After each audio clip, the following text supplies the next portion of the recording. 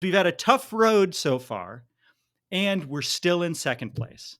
And because of all these hardships we've faced so far and how well we've played, I am so excited to say the first storyline of this game is that we get to play a team this weekend that absolutely fucking blows. They suck. They're bad.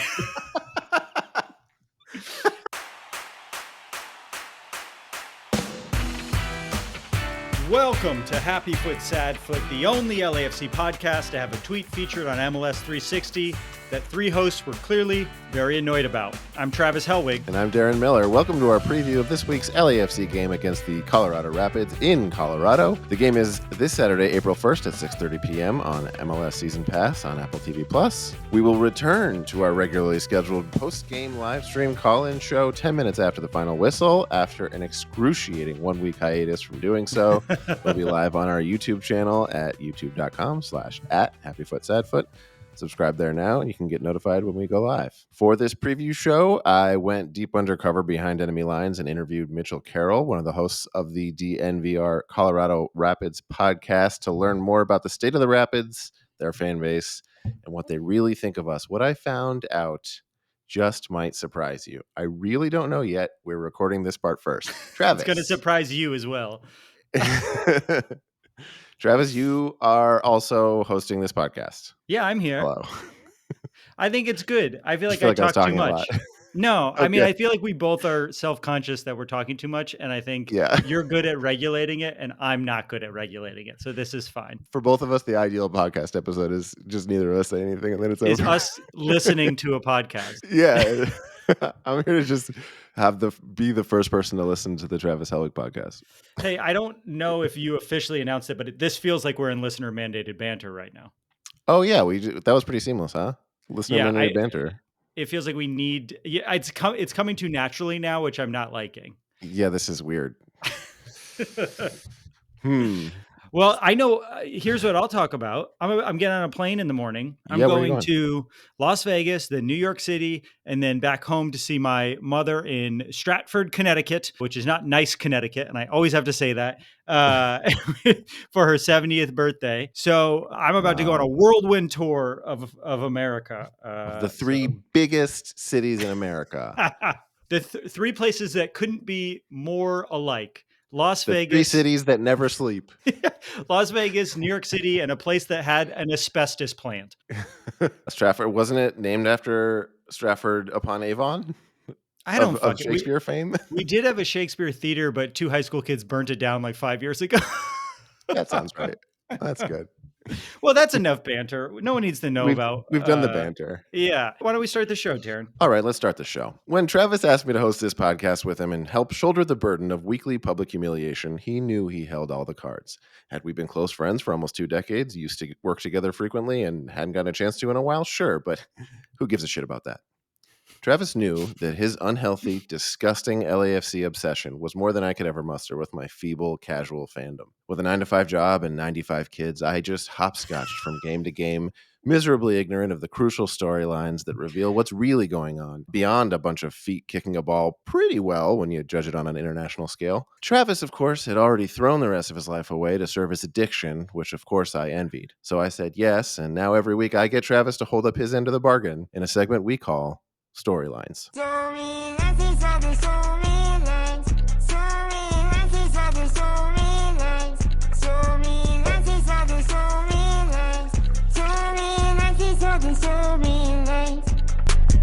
When we first got the TikTok song feature to do that song, I thought it was awful, and that's why it was funny. And now I'm like, no, that's a good song.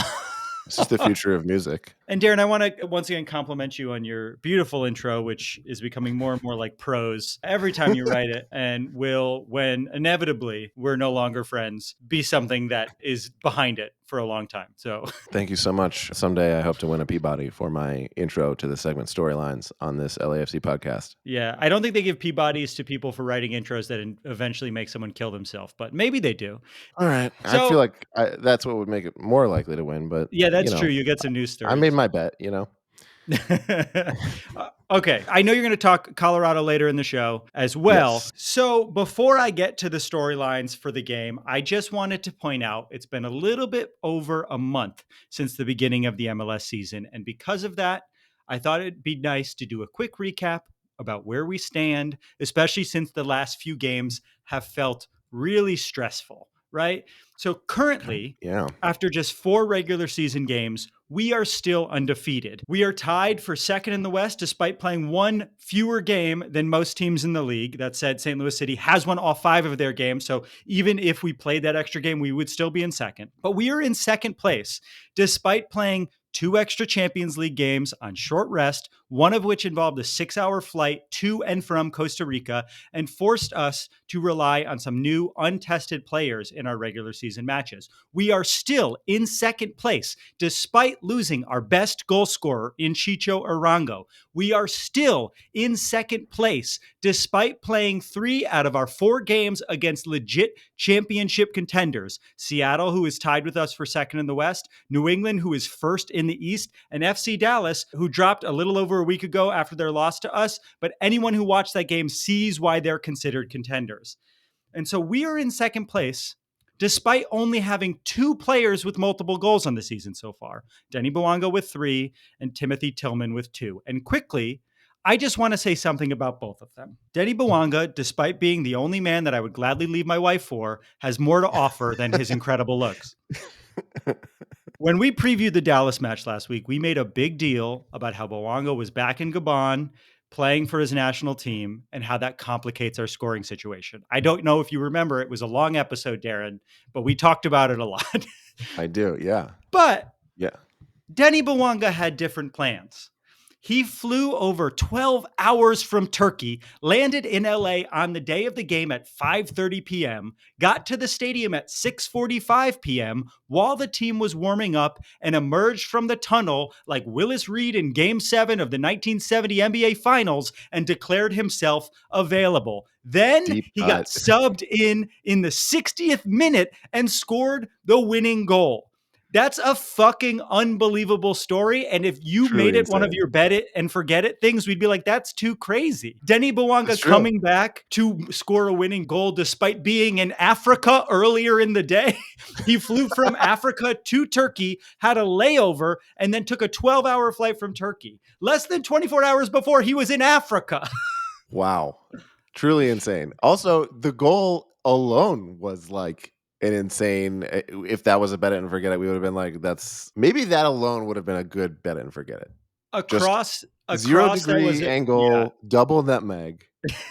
Just that clearly he didn't mean to shoot. It like is obvious that he was trying to cross it. We've talked about that on the show before too. He can't help but score. And yeah, that's true. Troubling. Ooh, I am worried about him. But Deni Bouanga, when asked why he rushed back, said he believes in what this club is building and genuinely believes we can win back-to-back MLS Cups, and he wants to make it happen. That is not spoken like a man itching to get back to Europe. That does not sound like a man who resents playing in Major League Soccer. That sounds like a man who has played in the top French league and is currently in the prime of his career and loves our fucking club. Deni Bouanga, despite only playing 15 games for us since he arrived last year, will go down as one of the most iconic players in our club's history, and you can fucking count on it, Darren. It's true. I mean, what an incredible story. Not only for the short term, but just like you said, for the long term. Like, just saying that is almost as huge as what happened. The fact that he's like saying, no, this is the level this club is on. Don't be surprised. It's that important to me. It feels good to be wanted is what I'm saying. For the club and for the league in general. The league gets a bad rep for not being the kind of league that someone would say that about. Yeah. And this guy's played in top leagues in France. He is literally in the prime of his career and he's choosing to be with us. And I don't think when we signed him, knew just how devoted he would be to our club. And it says something about how easy it is for players to fall in love with being here. Quickly, one more thing before I get to talking about the Colorado game. I want to say something about our other double goal scorer on the season, Timothy Tillman. Tillman this season has maybe been our most consistent player on the field. This is certainly true in the midfield at the moment. And I want to say something that might get me beat up. Right now, Timothy Tillman deserves to start over Cifuentes. We love Uh-oh. Sifu. We know our time with Sifu's coming to an end, but Tillman is playing so well right now, and it would be malpractice for a coach to put Sifu back in the starting lineup just because he used to have that role. Tillman has fucking earned it. He scored more goals than Carlos Vela. He scored more goals than Stipe Buke. He scored more goals than Opoku. Like, he's doing the work and he's working hard. You can't put Sifu back in the starting lineup if Tillman's playing that well. Wow. Yeah, there's chat. You're not the first person to say this, but close, probably. I mean, well, it's hard because we love Sifu. Start saying this more. Yeah. Sifu's great. Yeah, the shadow of him leaving has really had more of an effect on this season than I expected. Well, what's funny is it seems to be a factor in the way that everyone's framing every game, really. It's like, oh, well, he's going to be gone, so maybe we should do this, or maybe we'll see them do that. Well, the question of depth has been such a big one. And if he leaves in the summer, we're like, oh, that's such a big hole to fill. Well, we already know who we can fill it with. Plus, there's this Polish kid that hasn't officially been announced yet. Like his last name's Bogus or something like that. And I'm very excited because I'm 40% Polish. So I cannot wait to make really bad Polish jokes nonstop. 40%? Do you get licensed to do that at 40%? We should look that up. I think I'm 50%. I think I'm 50%. My grandmother's last name was Misikiewicz, and she used to speak to me in Polish. So that feels Polish enough for me. That feels like it counts, yeah. She would say, "Idź doma spać," which meant go home and go to sleep. But my dad once told me it meant itch the dog's bald spot. Idź doma spać. Polish famously is just English, but with an accent. English uglier. Yeah. So that entire first month recap that I did without telling you I was going to do, Darren, is to bring us to our first storyline of the Colorado match. Because we've had a tough road so far, and we're still in second place.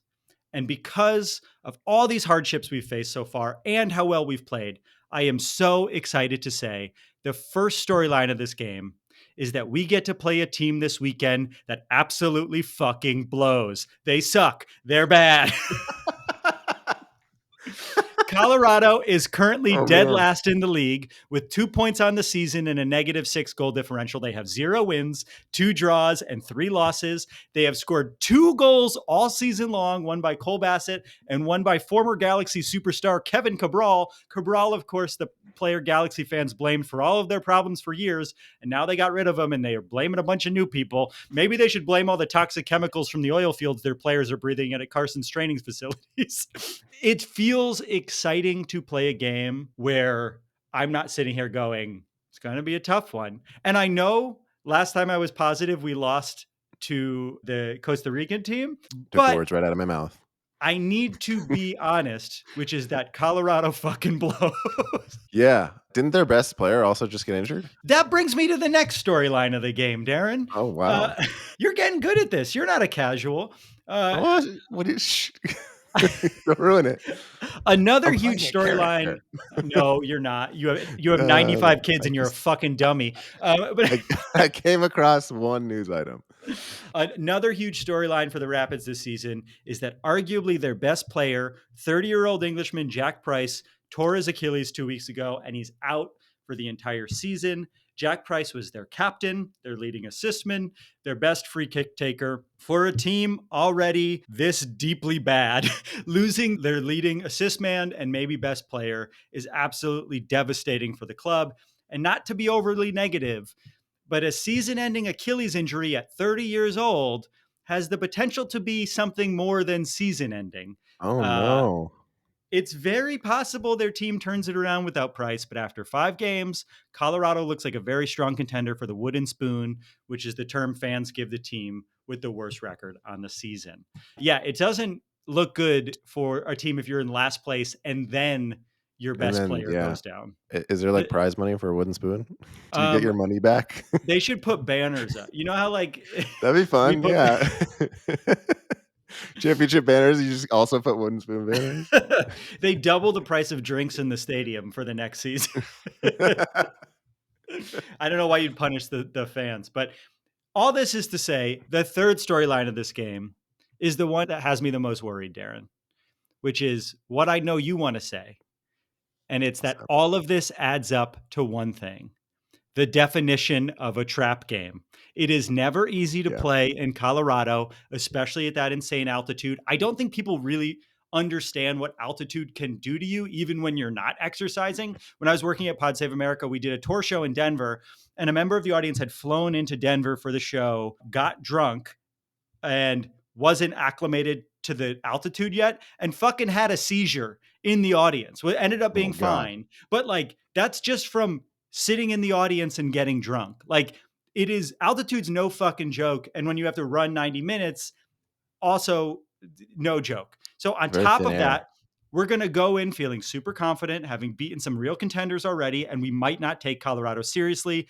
Plus, this is the first game in another 5-game and 2-week stretch, and we might be looking beyond this seemingly easy fixture towards Vancouver in the Champions League, then Austin, our old friends Austin, then Vancouver again in the Champions League, and then after that, our good friends over in Carson, the Carson Galaxy. We cannot and should not look past this match, and we can't underestimate how much a win would mean to Colorado at this point. It's hard to play there. Their backs are against the wall, and as someone who's on a lot of anti-anxiety medicine, I just want to say out loud, we can't assume we will roll over a team like this, because then the opposite always fucking happens. Yes. As someone who's on ADHD medication, I can say that I have already thought through the 10,000 different possibilities for how this could go. As you were saying that, and there's so many different ways we can lose this game just from the information you just gave me. So I'm aware of all of them. Yeah. Wow. There's the hubris of the cocky approach. I still am so tempted to be like, well, this is the chance. This is the one chance to rest people. This is like just strategically, like, this is the game where you can, I guess it's not, is it slacking? Maybe it is, but only for the supporter shield. Like I said before, like, it's easy to get into the playoffs with a decent team this year. I'm like, you know, if we want to win the Champions League, this is a game in which we should think about resting tired legs. That also doesn't stop it from being a trap game, maybe. Well, that's what makes it a trap game. Yeah. Well, then you're going to get it's all the bench. It's the combinations of people that aren't necessarily used to playing together. Mm-hmm. Who knows what happens? Maybe the Polish kid comes. That would be fun. Look, you're going to get more in depth on the Colorado season with your interview. So when we come back, Darren's interview with Mitchell Caroll of the DNVR Colorado Rapids Podcast. And we're back. I'm now joined by Mitchell Caroll, host of the DNVR Colorado Rapids Podcast. Welcome to the show. Thank you, sir. Very happy to be here. We're excited to have you. For those who might be listening who are new to the Rapids, maybe even new to LAFC, give us a sense of, like, what is the story of the Colorado Rapids? What's the status of the team this year? Where are they at? What should we be expecting? I think the term I used in our little post, group chat this week was factory of sadness, which it's just one of those, like, nightmare starts to a season, which actually after this last weekend with a 1-1 draw in Austin, super shorthanded, it's a little less so than that. It's a little less dramatic than that, but they were the first overall seed in 2021, lost at home in their first game in the playoffs to Portland in extra time. So you come in with pretty decent expectations. I don't think anyone was thinking they'd be the best team in the MLS again last year, but to miss the playoffs completely and to have injuries up and down the roster last year, to miss the playoffs by 4 points is pretty frustrating. Several games where they gave up either an equalizer or a winner in the dying moments. You could pick 4 or 5 examples where they should have been in the playoffs and weren't. So Pork Smith goes and overhauls the roster. You're talking 7 new players in, including Kevin Cabral from the crosstown rivals there at the Galaxy. He's getting Maxu from Denmark and bringing in players from the French second division. And he's really cooking. 7 new players in. And then you lose 4-0 at the start to Seattle to open the season. Not great. Diego Rubio has knee surgery. He had 16 goals last season. So he's only played not even a full half. And then 2 weeks ago, Jack Price, the captain, my captain, ruptures his Achilles, out for the year, and all hope kind of seemed lost at that point. You've yet to win. You're going into Austin, you're down Price. Rubio is on international duty. Yappy's on international duty. So no strikers, no captain, just vibeless completely. And, they go and pull out a nice 1-1 comeback draw, nice point on the road in a tough place to play. So overall I would say it's trending in the right direction, but there's still so many questions about this team. Yeah, we're catching you like right in the middle of a roller coaster, it sounds like. Do you consider yourself like an optimistic fan base? Are you weathering a storm, or is everybody just like, fuck this? Yeah, dude, it's so tough. Rapids Twitter is a angry place. I think it's trauma mostly. It was tough earlier tonight. You saw the Anthony Hudson led U.S. men's national team playing against El Salvador. And of course, he had I think 33% winning percentage when he was in charge of the Rapids. There's been bad coaching regimes. There's been bad front offices. There's been drama and mostly just a lack of success outside of the 2010 MLS Cup. This team tries to be greater than the sum of its parts. And when that's not the case, it tends to be a little tough. Tough going. I did see The Athletic does the sort of like executives poll. One thing that I thought was interesting was that the Rapids came up as it seems like they're able to do a lot with a little. I saw Robin Fraser was noted as one of the most underrated coaches. There does seem to be like a strange dichotomy of the good and the bad both happening. The Rapids showed up at the top and bottom of a lot of those polls. Yeah. I think, Pork Smith also got a vote for underrated executive in that poll. Yeah. I think he also got a vote for just best executive or something like that. Yeah. I mean, it's Kroenke, right? So like they're running Arsenal that stopped the Premier League. They won a Super Bowl recently. Avalanche won a Stanley Cup. The Nuggets are, the 1 seed in the NBA. And then there's the Rapids, and it's kind of like, whatever's left over in the coffers, the Rapids can ask nicely for. And sometimes that's how it feels, where it's like, oh, wow, Kroenke gave us some money. We can actually do something. But, Kevin Cabral is the most expensive player on this team. And that's with the LA Galaxy covering half of his salary. Like, wow. Literally, they're paying half, and he's still the most expensive player after that. So, you're just trying to find bargains and turn them into, get the best case scenario. And when you rely on that, 5 or 6 spots on the roster, sometimes you're going to strike gold, and sometimes it's going to be miserable. It's a little bit scary when you catch a team like this where it's almost in nothing to lose mode. When you're winning, you got a big target on your back. Who should we be scared of on Saturday? What are we going to see? Whether Rubio and Yappy will be back from international duty will be huge. The strikers up top. This kid Connor Ronan came over from Wolverhampton.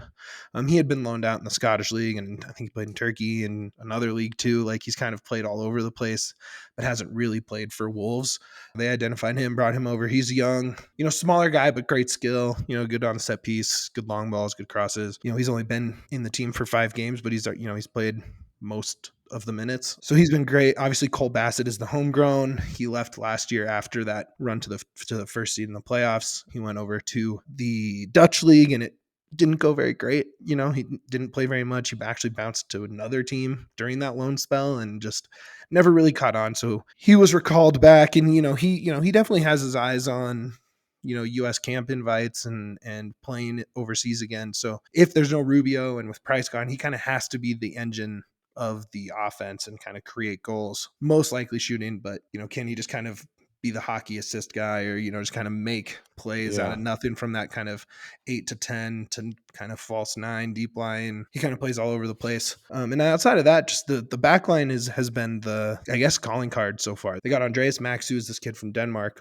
He's 29, so he's like done very well over there. He was the team captain on a championship winning side over there. Then you have the 2 holdovers, are Danny Wilson and Laos Boubacar, and they've been really good as 3 center backs. There's been some injuries on the outside, and kind of that might still be the biggest hole to fill. But those 3 kind of with whoever next to them has been really good. I mean, outside of the 4 goals in that opening game against Seattle, they've, I think they have had 1 game with 2, and then it's been 1 or less in the other 3. So definitely stingy. I don't see this being like a 4-0 loss or a 5-0. I'm not going to pick the Rapids to win necessarily, but it'll be a rock fight kind of game. What's the vibe at the games like? What's the stadium situation? They built the stadium, Dick's Sporting Goods Park, out there like 20 minutes from like the main area of town. It's kind of on its own. Mm-hmm. Like, you can't take the light rail out there. Like, you have to take 2 crappy, busy freeways. It's like not easy to get to. But that being said, it's free parking. And then the supporters group, C38, Centennial 38, these guys are legit. They have this huge tailgate right outside the front gates of the stadium. It's like $12, all you can drink beer, all you can eat food for like 4 hours before the game. They'll have like live music. A player comes out that's not in the 18 for the day, comes and hangs out. They give them the oar, which is presented by the supporters group to the player of the match for the team. It's like this, whole ceremony thing. And then they added a whole nother section behind the goal this year. So now it's 2 standing room sections, good flags, smoke bombs, drum section. I don't think there's anything necessarily super special in the stadium, but they do, pack it out pretty much every game. And the pregame festivities, that's the best deal in Denver in terms of tailgate experience or anything like that. It's a great time. When you look around the league, what are some clubs or fan bases, or like who are you feeling jealous of these days? Oh, Austin, dude. For sure. That place is awesome. Every time they score a goal, they turn all the lights green in the stadium, and they're sold out all the time. It's a bigger stadium, holds more fans. Just seeing the total buy-in. We actually talked about this on our last episode of our show, but I mean, the Rapids are very low in attendance. They're the lowest valued club by Forbes. I mean, there's a lot of clubs, especially all these new expansion clubs with money where you see the hype. Even Cincy and stuff I'm kind of jealous of. Like, like these clubs that come in with hype. Sure. Nashville's a great example. They're a little older than some of these newer clubs. It's crazy because Colorado's such a hotbed of soccer talent, right? Horvath is from here, the U.S. men's national team goalkeeper. I think there's 18 NWSL players from Colorado, including, Malpew, and a bunch of the women's national team is from Colorado. So it's like the fact that these other markets just pack in these stadiums, these new stadiums, it's just such a bummer that that's not the case here. It's a good sports city. Pepsi Center's probably packed to the absolute brim right now during this Nuggets Sixers game that's on. Sure. It's like people show up for these. Even the crappy Broncos get, like 70,000 people to show up, 50,000 people to show up. The people that show up are hardcore fans. I mean, these guys, being an original club when you're looking at, 27 years or whatever, you have a knowledgeable fan base, right? Like they know their stuff.